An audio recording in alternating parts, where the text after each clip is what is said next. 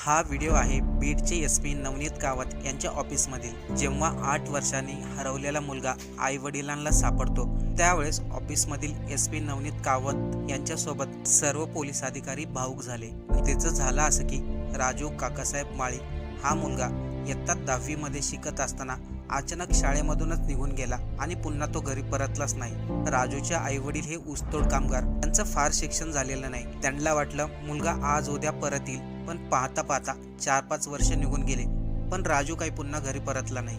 आईला आशा होती मुलगा आज ना उद्या घरी येईल, त्यासाठी त्यांनी बीड पोलिसांची मदत घेतली।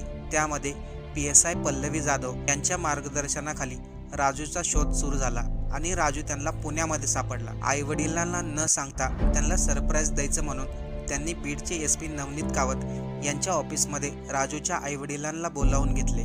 जेव्हा राजू आणि त्याचे आई वडील समोरासमोर आले तेव्हा 1 मिनिटं दोघांनीही एकमेकांना ओळखलं नाही। ज्यावेळेस मुलगा आपल्या आईच्या जवळ गेला त्यावेळेस एसपी ऑफिसमधील जे पोलीस अधिकारी होते ते सर्वच भावुक झाले, खास करून PSI पल्लवी जाधव।